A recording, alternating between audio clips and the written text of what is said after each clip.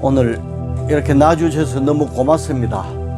오늘은 전번에 관제동에서 이사를 해서 여기 문화동에 조그마한 임업당을 모셨는데, 사실 저는 아무도 안 올 줄 알았거든요. 기대를 안 했는데 이렇게 와서 부처님도 모셔주시고 오늘 점안식까지 하게 해주셔서 보살님들 너무 감사드립니다. 근데 사실 점안식이 의미가 있습니다. 그냥 우리가 눈을 떠갖고 있어도 눈을 뜬 게 아니에요. 지혜가 열리지 않으면 의미가 없다 이겁니다. 경전에도 나오지만 어떤 봉사가 코끼리를 만져봤습니다. 이제 한 봉사는 코를 만져봤어요. 그리고 한 봉사는 다리를 만져보고 한 봉사는 이 배를 만져봤어요.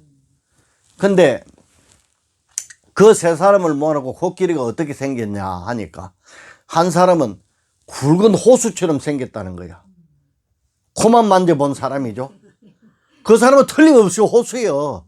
끝까지 우기는 거라. 그리고 한 사람은 기둥처럼 생겼다는 거야. 코끼리가 기둥처럼 이렇게 길게 이렇게. 다리만 만져본 사람이니까 봉사가 돼서. 그리고 또 한 사람은 배 있는 허리 부분 이리 만지고 백 같거든. 팽팽해가지고 백처럼 팽팽하게 널찍이 이리 생겼더라. 그래 세 사람이 싸우는데 죽을 때까지 싸워도 해결이 안 되는 거예요. 왜? 부분만 봤기 때문에. 그럼 우리 중생들은 마치 눈먼 봉사처럼 부분만 보고 산다 이거예요. 그래 자기가 옳다고 우기거든.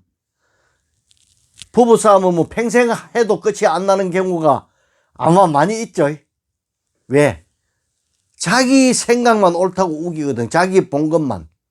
자기가 보고 느낀 것. 그거밖에 없는 거예요. 그래서 어떤 사람은 자기 눈으로 못 봤기 때문에 지옥이 없다. 천국도 없다. 죽고 나면 아무것도 없다. 자기는 감이 안 오니까 어떤 사람이 있으니까 착하게 살아야 된다.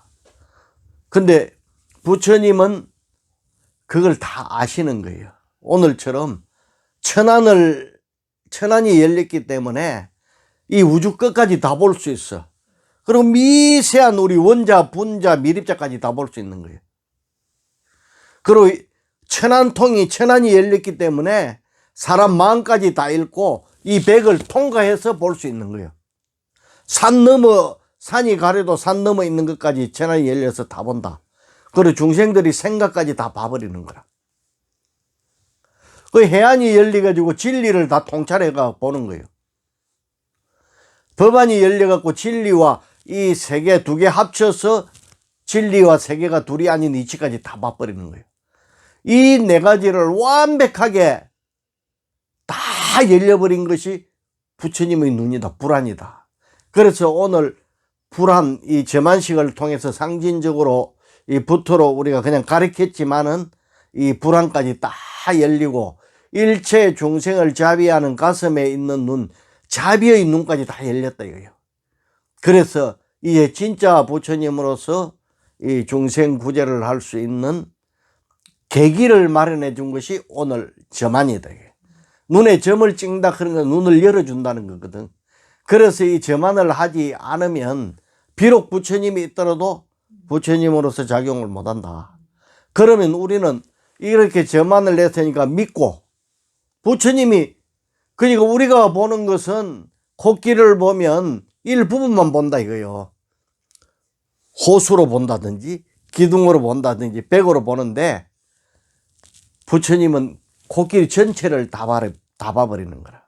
그럼 우리를 앞으로 살려면 전체를 다 볼 수 있는 지혜의 눈을 열어야 되겠죠.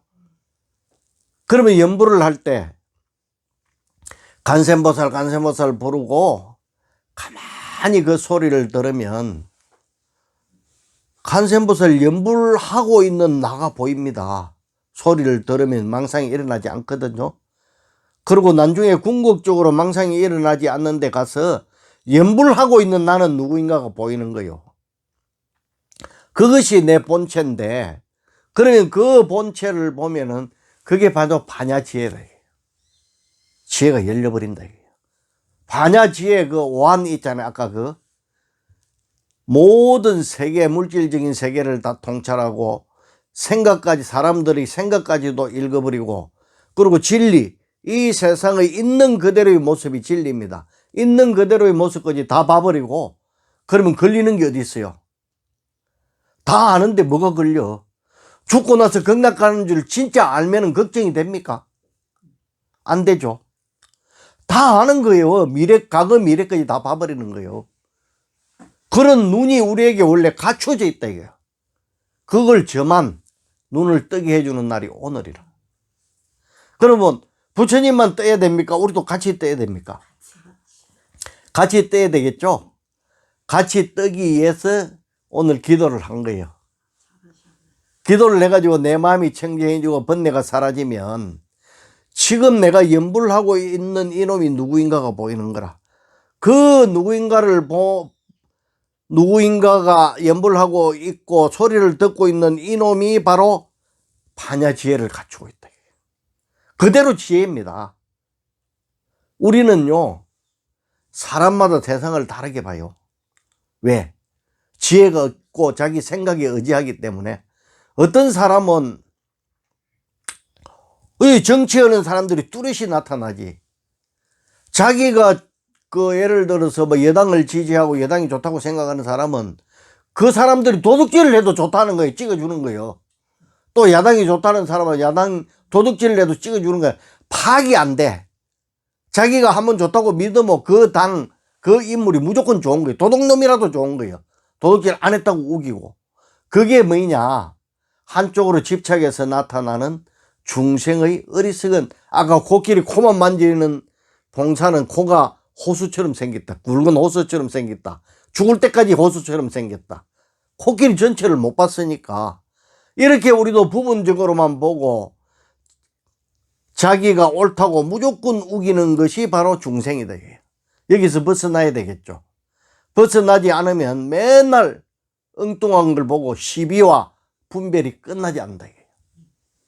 그러면 염불할 때 자기 소리를 듣는 것, 그리고 내가 뭔가 생각을 할 때 이 생각이 혹시 잘못될 수도 있다. 나는 아직 전체를 못 본다. 그런 걸 알아야 되는 거예요. 알고 다른 사람이 다른 이야기를 할 때 저 사람 말이 맞을 수도 있을 거야. 이래가지고 집에 가서 한번 생각을 해볼 줄 아는 사람이 우선에 돼야 됩니다.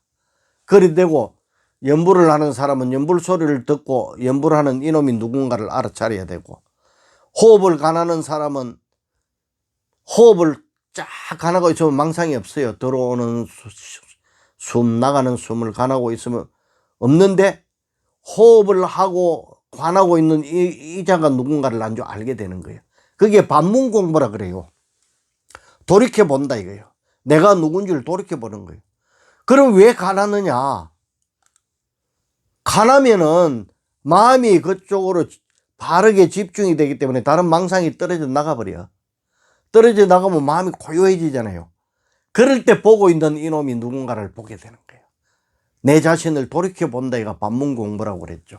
근데 특히 관세음보살은 염불을 하면서 소리를 듣는 공부를 했어. 그래서 이거 눈통을 해버렸죠. 귀가. 소리를 듣다가 마음이 고요해지면 소리를 듣고 있는 이놈이 보인다 이거예요. 나를 돌이켜보는 거죠. 그럴 때 깨달음에 이르러서 관세음보살이 되었다. 아시겠죠? 이게 바로 저만인 거예요. 지혜의 눈이 떠지는 거예요. 그 지혜의 눈이 떠지가 내한테 뭐 돈을 주고 뭐 밥을 주고 아무 의미가 없어요. 돈 아무리 많아도 안 아픕니까? 안 죽습니까? 그렇지만 알면은 안 죽어요. 내가 누군 줄 알면은. 왜? 육신을 바꿨을 뿐이지 내 마음의 본체는 죽지 않고 몸을 바꿔서 다른 데 환생을 하더라. 그러면 죽는 겁니까? 아니잖아요. 그래서 불보살은 자기가 원하고 가고 싶은 데 가서 태어나서 중생 구제를 하는 거예요. 근데 중생은 자기가 원하는 데를 가지 못하고 나쁜 짓을 악업을 갖춘 중생은 지옥으로 떨어져 버리고, 어리석은 중생은 축생으로 태어나가 개돼지가 되고, 또 반쯤 어리석고 반쯤 똑똑해가 선업도 좀 짓고 악업도 좀 지어가 반반쯤 되면 인간으로 태어나가 다시 살아가는 거예요. 자기 원해서 그러는 게 아니고 업대로 가버리는 거라. 그래서 우리가 업장소멸을 한다는 의미가 기도를 할 때 내 소리를 듣고 일단 번뇌 망상이 사라지게끔 해야 돼. 업은 우리가 뭘로 볼 수 있습니까? 내한테 일어나는 감정이나 생각들이 업으로 인해서 일어나잖아요. 그것이 번잡하게 움직이면 아, 내 업이 두텁구나. 욕심이 팍 일어나잖아요. 번뇌 중에 탐욕심이잖아요.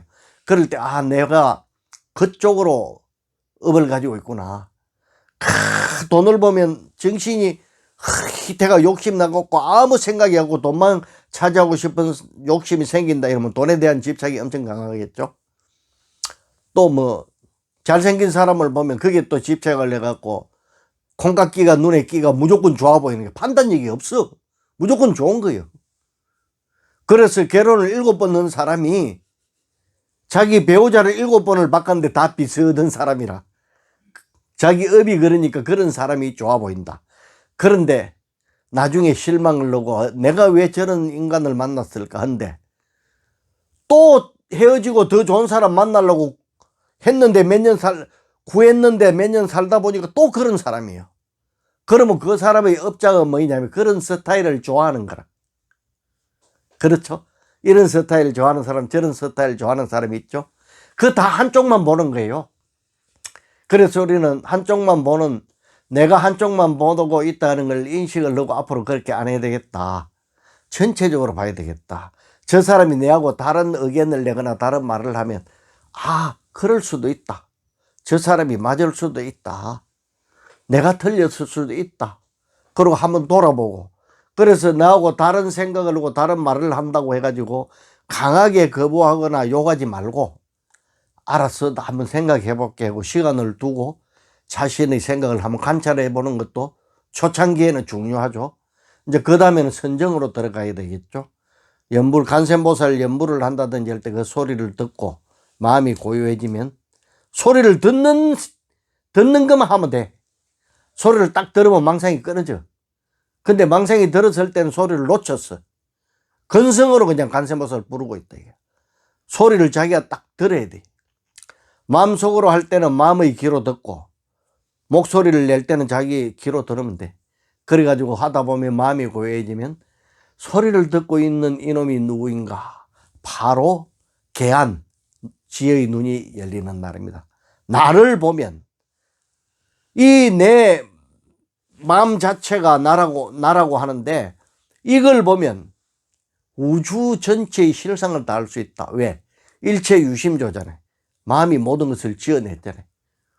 각자 우리가 같은 세상에 살고 있는 것 같아도 다른 세상에 살고 있어요. 아시겠죠? 그래서 우리가 행복하기 위해서는 우리의 눈도 열어야 됩니다. 그게 제만입니다. 여러분 행복하시고 싶죠? 행복합니다. 행복한데 만족을 못하고 불만을 가지기 때문에 그렇다 이거예요. 그렇죠? 왜 무섭고 불안하냐? 내가 못 보기 때문에. 지혜가 없기 때문에. 그래서 우리는 지혜를 여는 신앙생활을 한번 해봅시다. 기복에서 더 한 단계 올라가 가지고. 물론 그렇게 하면 제일 행복해. 내가 다 알고 다 보면 돈은 내 원하는 대로 벌을 수 있잖아. 근데 돈이 별로 필요가 없는 거예요. 그래서 부처님은 세계에서 제일 좋은 집을 가지고 있었지 기원정사가 얼마나 큽니까? 끝이 안 보일 정도로 크죠.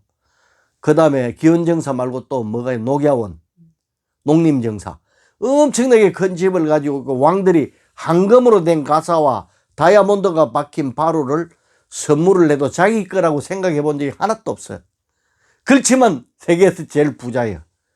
그렇지만 자기가 부자라는 생각도 안 하고 걸식을 하고 얻어먹으러 다니. 얻어먹으면서 중생을 만나서 설법을 해주고 중생구제를 한다. 그래도 너무 행복하다 이거예요. 그러면 행복은 내가 전체를 보고 지혜를 얻을 때 오는 겁니다. 단편적으로 보고 내가 아는 요만한 게 최고라고 생각하면 언제 행복하겠어요? 맨날 싸우지 남하고. 그렇잖아요, 그죠? 더 크게 더 넓게 생각하고 마음을 비우고 또 비우고 또 비웁시다, 그죠? 행복하십시오. 감사합니다.